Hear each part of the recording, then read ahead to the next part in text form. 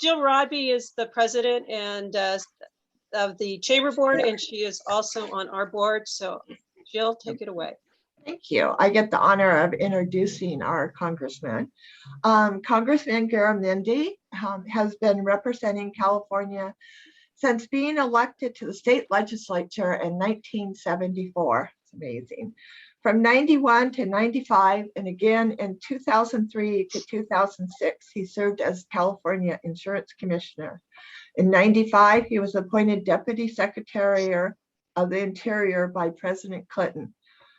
In 2007, he was elected as California's Lieutenant Governor and elected to Congress in 2009. He serves as a senior member of the House Transportation and Infrastructure Committee, as member of the Water Resources by Camaro delegation, responsible for shaping the nation's water infrastructure policies, senior member of the House Armed Services Committee, and as chair of the Armed Services Subcommittee on Readiness.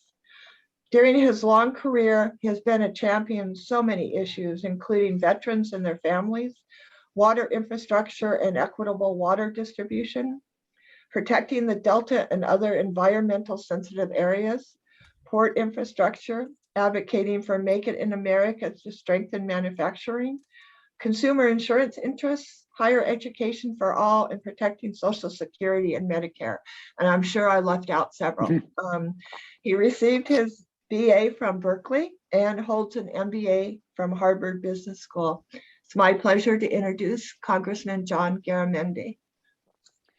Jill, thank you so very much. I just, as you were reading that off, I'm going to, okay, that particular time I was involved in an issue that is relevant in Richmond, and just all the way through that. Where to start here? I'm looking forward to the 8th Congressional District and really the opportunity to work with all of you on the issues in the Bay Area, particularly in Richmond and the surrounding communities. It's a fascinating district. Over the years, the experiences that I've had in each one of those jobs, and I'm going, it's relevant, this one's relevant, that one's relevant. I just came across some papers on my desk this morning from the WIDA folks. We're talking the ferry system. When I was Lieutenant Governor and Chairman of the State Lands Commission, we were dealing with WIDA as they began their process, as they came into existence. And there were issues with the state land. Where were the harbors going to be? How were they going to moor their boats, and so on and so forth. That's right back in play now. Richmond has its ferry, but there's this little a town just up the coast or up the river a little bit that would love to have a ferry also. In fact, there's 3 towns up the river. Pinole had a long conversation. They want a ferry, and so forth. Also, over the years, the work that I've done on the issues of labor force development are so relevant in this district, perhaps, well, actually about as much as my current district, which stretches 199 miles up the Sacramento River. But in every case, how do we develop a labor force that can transition, that can change? Certainly, I bet there's no other district in the entire nation that has 5 oil refineries in it. But this one does. All 5 of the oil refineries in Northern California are in this district. And we know that climate change is real. We know that there's going to be a transition in the petroleum industry. Much talk going on amongst those 5 or among those 5 refineries about what's the future. One or another of them thinks that there's going to be a renewable fuel option. And so Phillips 66 is busy working on that, as is one of the other refineries. Hydrogen. Is there really going to be a hydrogen highway? Well, there could be. How do we make it happen? And even there's another one that thinks, well, maybe algae's the future. And probably it is. If you're going to make a synthetic or synthetic biology, yeah, algae fits into it. Does that fit into this area? Well, it certainly does if you're looking at the University of California station in Richmond. There's a discussion going on there about transforming the EPA facility into a bio-made facility using money that I and others put together with the Department of Defense. So it's all relevant in this district, and I'm finding it to be very exciting, very challenging, where I'm able to use many years of experience and apply them here in this area. So let's hear what you have to say. Along the way, I will probably cover most of the things that are on my mind and in what we call a segue. So Jill, if you're going to run this show, or Katrina, whomever's running it, let's have at the Q&A. Jill and I will work on the Q&A. If you all could raise your hand, that would be great. For those of you on the phone, we'll give you an opportunity to join in. We will go back and forth. We do have a question in the chat. The question came up, what specifically do you plan to do for, it says our district, and I'm guessing that the individual, unless you want to verify that, Ms. Harris, you know, the south and west area of the district. Yeah, just Well, specifically our District 8. Yeah. Well, District 8 is a very interesting, complex, and in many ways, an opportunity for many different solutions to apply.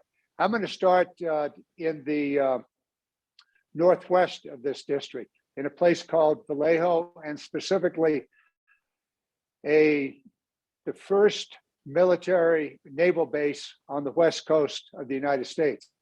That'd be Mare Island. For the last 8 years, 10 years now, I've been working with Mare Island on shipbuilding, ship repair. About 5-6 years ago, a Coast Guard cutter showed up there. Why? Well, because I was the ranking member of the Coast Guard Maritime Committee. I had the audacity to ask, why are you taking those Coast Guard cutters back through the Panama Canal to be repaired in the Gulf states? Why don't you do it here? Well, it's now being done there. That company, the Mare Island Dry Dock Company, I've been at them for the last 3 years as chairman of the Readiness Subcommittee to ask them why they are not repairing, refurbishing naval vessels. They are now, I was there a week ago, and they have a naval vessel, one of the TKO vessels, which is a replenishment ship at the dry docks. I said, what about combat ships? Well, that's going to cost us some money to upgrade. They're now investing $13 million to upgrade their dry dock so that they can contract for the repair and maintenance of naval combat ships. That will be 2,000 additional jobs at the dry docks. And if they are successful in having 3 ships there at the same time, that'll be 3,000 jobs. So my work as the chairman of the Readiness Subcommittee, later today, I'll be talking to one of the admirals and I'll say, have you thought about bringing your naval vessels, combat vessels, to Mare Island? And he'll say, we've not thought about it. And I said, you should think about it. I want to move now to Richmond to answer this question. I mentioned the Richmond Field Station, University of California, Richmond Field Station. There is a possibility that Richmond Field Station will be transformed into a bio-made contract manufacturing facility for the new industry that is being developed, and that is the synthetic biology industry, which emanates from the research done at the University of California, Berkeley, specifically in using biology to develop synthetic materials. Those synthetic materials now come from petroleum. They can come from biology. If this thing pulls together, we met with them about 2 weeks ago at the lab or at the facility, and it is possible. We have a plan put together now to put into the National Defense Authorization Act the advancing by 3 years what the DARPA, the Defense Research Agency, is proposing. And that is to put in place 5 facilities around the nation to advance the synthetic biology manufacturing program. This fits with what I have been pushing in the northern part of this district, Vacaville, using the University of California, Davis, which is the largest agricultural research facility in the world, and ramping up very quickly on biology and merging biology and ag research. We are creating the northern portion of the ag research and biology manufacturing corridor. It begins in Sacramento. It is now already in existence in Vacaville. And I would propose that that now move to Richmond so that we have completed the Interstate 80 bio, ag, research, and manufacturing corridor from one end to the other end. It is possible, and I venture that it will happen. And I would suspect that by the end of this year, that would be in place. I'll take the next question. Don Gosney, I think you had your hand up, and then Lisa Johnson. Thank you very much, Katrinka. Good morning, Congressman. You know, with all due respect for the introduction that Jill Rodby gave for you, she left out 2 things that I thought that spoke a great deal towards your character. Not only did you serve in the Peace Corps, but you are an Eagle Scout. They say a lot more to me than serving in any of those other positions that you're in. But for the past 52 years, I've been a part of the Plumbers and Steam Fitters Local 342. We built and maintained all of these refineries that you're talking about. And although I cannot speak for the Contra Costa Building and Construction Trades Council, I can speak for the affiliates of them. We all embrace the transition to a cleaner technology, going from refining fossil fuels to refining anything that will do a better job, a cleaner job of powering our vehicles, providing the plastics that we need, providing the lubricating oils that we all need. And we would certainly welcome partnering with you on any way possible to make this happen. Thank you. Well, thank you very much. I was trying to wrap the Peace Corps into this. And I was looking for a segue, but I hadn't found it yet. You gave it to me. Thank you for that. Actually, I was at your training facility. It is an extraordinary training facility. It is far and away better than anything I've ever seen. And I've seen an awful lot around the world and here throughout the United States. You're absolutely correct.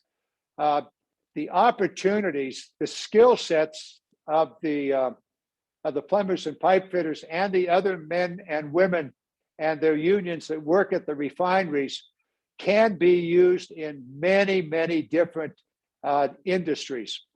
I was thinking about your lubricating oil, and I went immediately to the Budweiser brewery in Fairfield. Now that's a different kind of lubricating oil, but nonetheless, the facility there is similar in many, many ways to what you find at the refinery.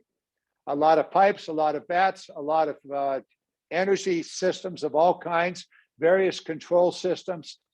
I'm going to draw one more analogy here, and that is the largest biopharmaceutical manufacturing facility in the world is in Vacaville. It's Genentech's facility. And if you were to go through that facility, you'd say, my, this looks like a brewery. And for those of you that are familiar with refineries, you go, my, there's a lot of things here that are very similar to the refinery. The fact is, the skills are transferable. And that's part of the transitioning that will be in place. And that brings us back to workforce development. Next question. If I can, I also helped build that Genentech facility. So there you go. The skill sets are identical. They really are. Yep. Lisa Johnson. Good morning, Congressman, and thank you, Katrinka, and Jill for hosting this session. I have 2 questions, if time allows. The first question is, One, asking how the federal government will help make small mom and pop landlords whole from the COVID losses that they incurred. Even in the state of California, landlords cannot get the money that is owed to them from tenants if they do not apply for the aid that the state is providing, or if they're not eligible. And so those landlords are out tens of thousands of dollars and cannot pay their mortgage and are losing their homes. So that's the first question, is how will the federal government address this, since they seem to be the only business that the federal government expected to pay for this? The second is homelessness, as you've driven through Richmond in particular, is shouldering the large brunt of the burden of the homeless population in West County. And I know the state of California is now implementing a new program, or trying to. I don't think the state has passed it yet when it comes to care court. But a lot of the discussion has always been about a lack of housing and affordable housing, and that's why we have so much homeless population. But the fact of the matter is that many of these individuals are suffering from mental health and substance abuse addiction. Yep. And there has not been true, honest conversations about this from many of our elected leaders. And I would like to understand how the federal government is going to actually support this, given that many of the people in California are coming from other places throughout the nation due to our policies and the weather, et cetera. And we really need to recognize this and have an honest conversation about it and fund it appropriately. Thank you. Two very, very important questions. The CARES Act and the American Rescue legislation provided money for businesses of all kinds to be able to weather the pandemic, stay in business, and go on. It was extraordinarily successful. Some of that, your question may go to commercial.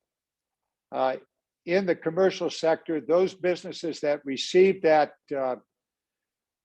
money to stay open should have been paying their rent.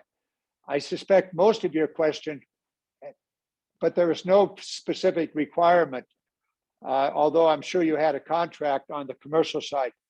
On the individual side, the federal government put together a very significant rental assistance program. And that rental assistance program worked rather well in California. The specific issue you raised about the tenant not paying, even though they may have received the money, I don't know how to account for that. I would suppose that most landlords would have been watching that rather carefully. There's also the state and the federal government providing a specific abeyance of the termination of an individual's rent. So I'm not sure how that would work. At this moment, I don't know of any specific requirement that the federal government has that would deal with the specific problem you dealt with. The removal of tenants, that has now, I believe, both ended at the state and the federal level. I'll look into it in more detail. If you can, I believe my staff will put my addresses up on the chat board here, and you can get back in touch with us more quickly. Your second question deals with the larger issue of transitioning, some of which I've already talked about, specifically for the, I dealt with homelessness. I was at one of the facilities in Richmond, the Greater Richmond Interfaith Facility, and we had a long conversation about homeless programs, and also in Contra Costa at the, in Martinez at the Contra Costa healthcare facility. Turned out that most of that discussion there was about homeless. Several things come immediately to this. You're absolutely correct. The homeless issue is more than a job. It's more than a house. It is far more complex than that. although some part of that is most definitely that simple, particularly with the pandemic and the shutdown and people becoming unemployed. One of the very quick answers here is first and last month's rent. And I would hope that the state would take this issue up in the, I think it's a $2 billion program that the state is talking about. They ought to look very carefully at first and last month's rent. That solves a problem for many, many homeless people, particularly families and the recent homeless. Secondly,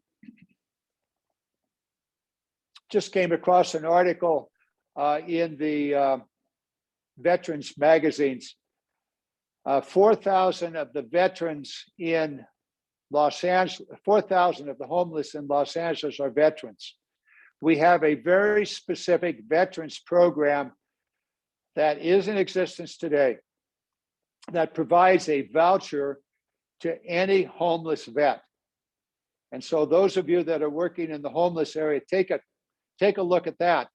And as you look and work with the homeless, find out if they're veterans. There's another program that I've been working on in Solano County, specifically Dixon and Rio Vista. And that is you put together 4 or 5 or 6 homeless veterans, you now have a sufficient amount of money for programs such as Habitat for Humanity to build a homeless vet house in which those homeless vets would pool their stipend or their voucher and use that to pay the mortgage for that facility. This has taken root across the Habitat for Humanity program, and they are building this out in other places. Actually, 2 such facilities in Rio Vista now, more going to go up in Solano County. If you know of a space where a 6-unit program can be put together, contact Habitat for Humanity, work with the other programs that are working with veterans, and it is possible. It is happening, and it is possible. I actually put that program together about 4 years ago now. More to be said here. Mental health programs. Turns out that mental health programs are absolutely critical.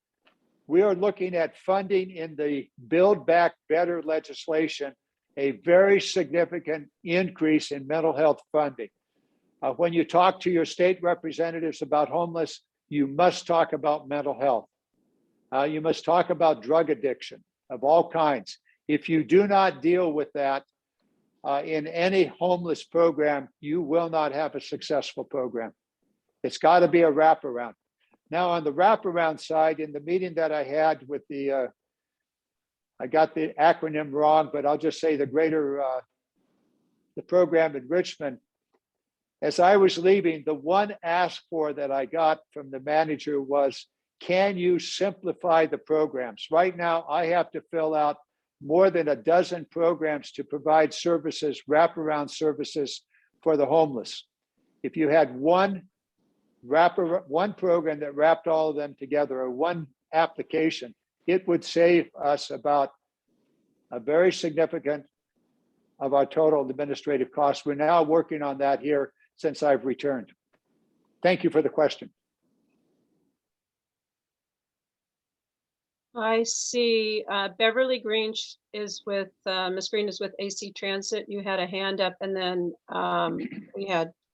we'll go to Tiffany, back to Tiffany. Thank you. Good morning, Congressman Garamendi. It's good to see you. Welcome back to this area. You formerly represented a part of AC Transit in the past, and we are glad to see you, especially with your prominent position on the Transportation and Infrastructure Committee. As you may recall, we have a division in Richmond, Division 3, a bus yard that has about 300 good paying jobs. And we are leading clean air and greenhouse gas emission reduction in public transit through our hydrogen fuel cell and battery electric charging infrastructure programs.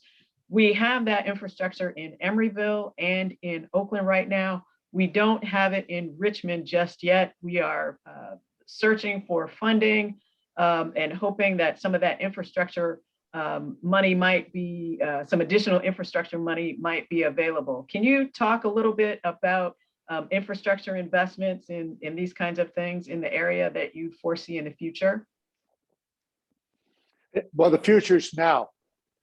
The Infrastructure Jobs Act is the law, and in that is a great deal of money for transit in all its modalities.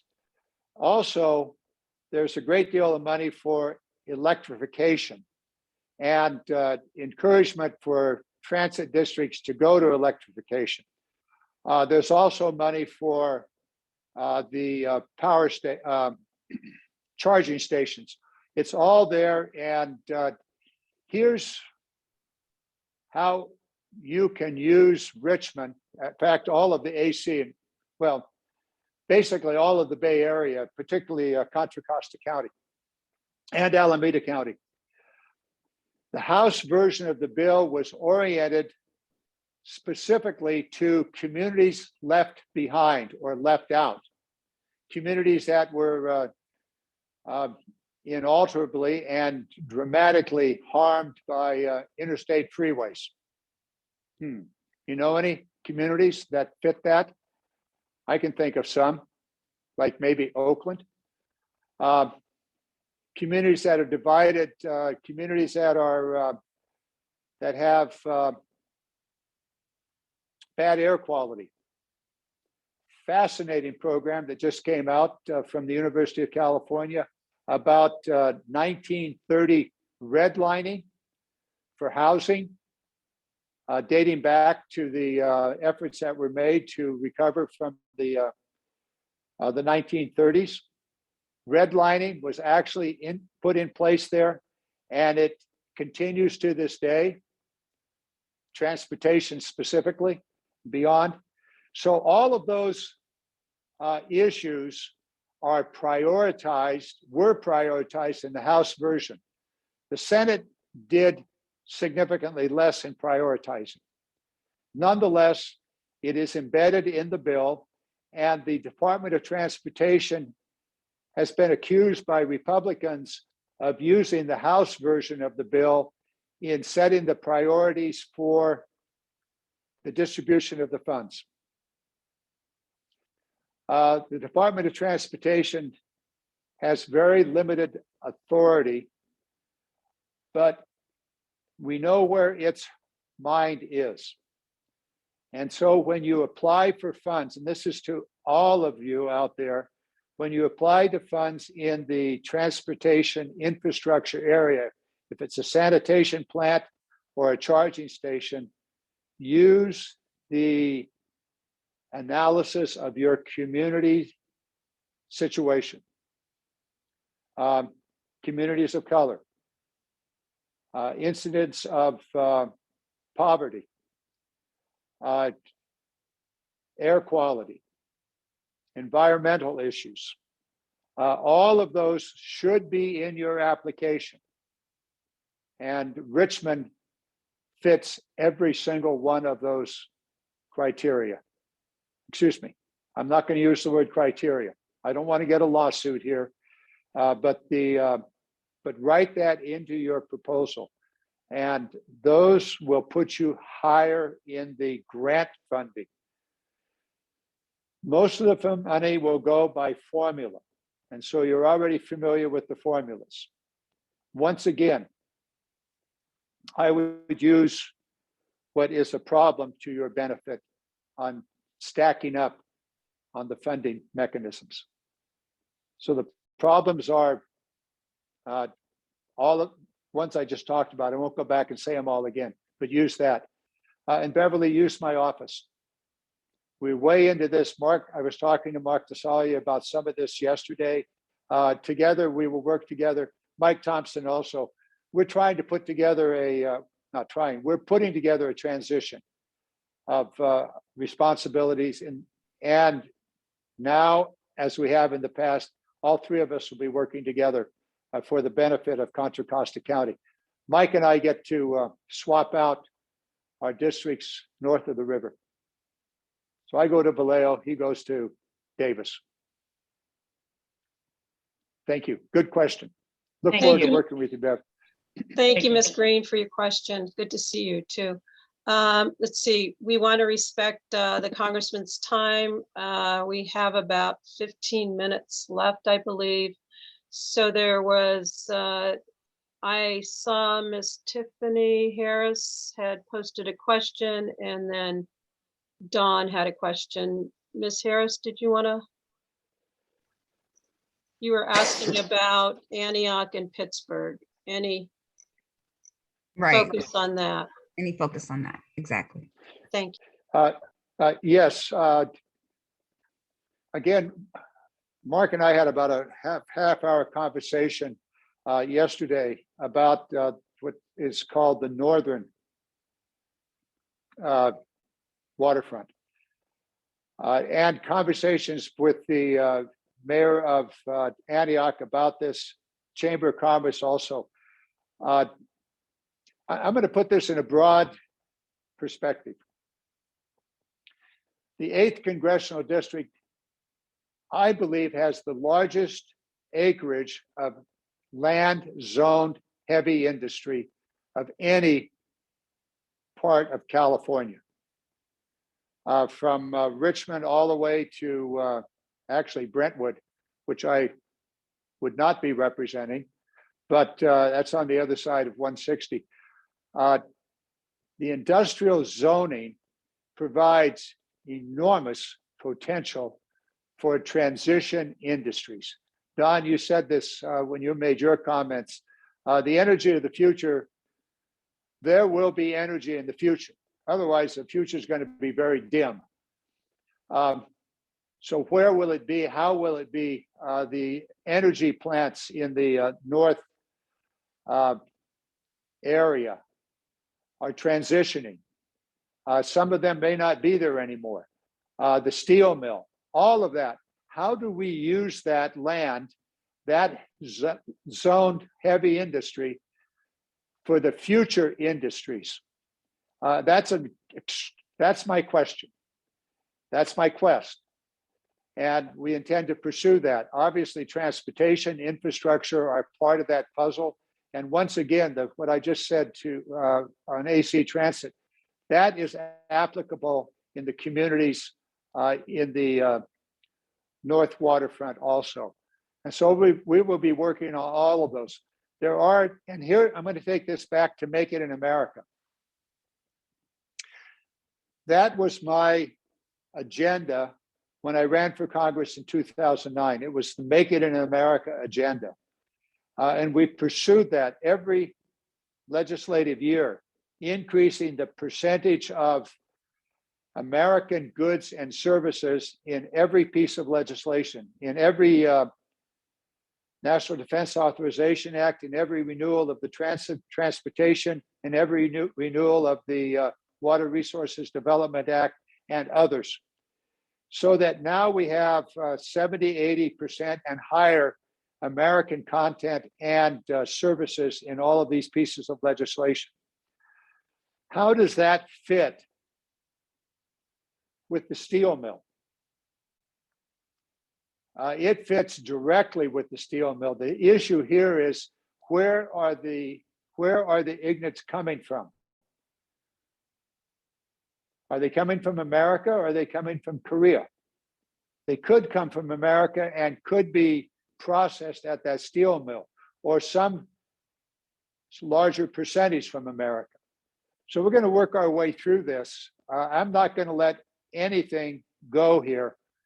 So with regard to the North Waterfront, a host of issues, but also a host of opportunities.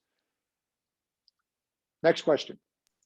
Thank you, Congressman. And we are support that idea in any way that we can help. We want to do that. I think the last hand up is Mr. Don Gosney. Katrinka, we also have a question in the chat from Go someone ahead. that hasn't spoken yet. Okay, thank you, Jill. Go ahead and read it. It's okay. Congressman, can you speak to any experience in dealing with local governments who are downright opposed to industry? Where's the common ground when some are simply ideologically opposed to having industry in their backyard? It's the art of the possible. I've spent my life doing this, and I go back. We're doing this with the Peace Corps in the most remote parts of Jesus. I just remind most remote parts of Ethiopia. I tried to put together a coffee co-op in that area. That was a very they grew coffee there in a way that really left the individual coffee grower, who may have had maybe 10 trees, totally at the mercy of the rapacious coffee bean dealers. And I learned right away it was complex.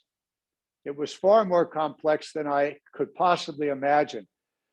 But it gave me an understanding that the issue that you raised is complex. And those people that say no industry at all have not looked at the opportunities and the requirements for jobs. You can, if you do not have a job, if you do not have a community that has employment, you're going to be living in a very, very bad community in a very big hurry. And so it's a matter of gathering the information. It's a matter of working with people. And Katrina, you just said you wanted to work on it. Yes. And if we're going to be successful here, we're going to have to involve everybody in that process. Once again, this is not a new issue. This is an issue that has been worked on by your communities, in fact, by your organization. And I was asked Saturday by one of the labor leaders, could I bring to the table the environmental community? And the answer is yes. Some of them have been at the table. Others need to be at the table. And those group that you talked about that are no and hell no and not in my backyard, they have to be at the table. And they've got to see the benefit that can come from transition. It'll be a cleaner community. It'll be more jobs. It will be a period of change and opportunity. And that's what has to, that's the message. Now, how do you get there? I would suggest that there are a couple of things. I understand that Grayson has put together a piece of legislation that would create some sort of a commission to look at this. When I heard about it, I told him, count me in. Good, that's fine. That commission needs to be informed. In the neighborhood of Richmond and El Cerrito, and in fact, this entire district, there are academics that are looking for the next great project. And I've suggested that the next great project is for the University of California Haas Business School to undertake a research project in their own neighborhood on transitioning. I pulled out of the alumni magazine when I was reading it this last weekend, a article. I'm looking over at my desk here and seeing if I could find it. 5 questions for the dean of the Haas Business School. There's a 6th question that's going to be asked of the dean this week, and that is, are you ready to work on one of the most important matters your school could possibly take up? It's in the blue folder.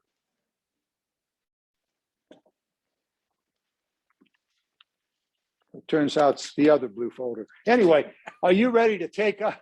Are you ready to take up the 6th big question? Is your school prepared? There it is. Is your school prepared to work in your community on a project that involves the health of the community, It involves redlining. It involves the transition of the petroleum industry. It involves housing. It involves job preparation, all of those things. And if you are, then I will help you find the money to put that together. If you're not, then what the hell are you doing? So I've asked my staff to get Miss Harrison's telephone number. That's going to be the conversation. This is the art of the possible. This is what I've spent all of these decades doing. And I won't go through all the legislation, but there's a lot. And I am so excited about this. Patty was saying, oh my, I'm not going to see you at home much. And I said, oh, I'll be at home and we'll continue to Zoom. And I really, Katrina, thank you. And Jill, thank you for putting this together. All of us have discovered a new way of learning. They certainly, my grandchildren have in the kindergarten and beyond. The university has, and to the point here, you and I have. All of you that are on this Zoom call, we have learned a new way, not only to communicate, but more importantly, to learn and to go deep into issues, to share ideas, to share knowledge, to share, oh, have you thought about this? No, I hadn't, but now I will. And so all of you that are on this call, I want to continue this. It's very, I use the word efficient. I learned this from my current district. To go to a Chamber of Commerce meeting at the northern end of my district would be a 3-hour drive.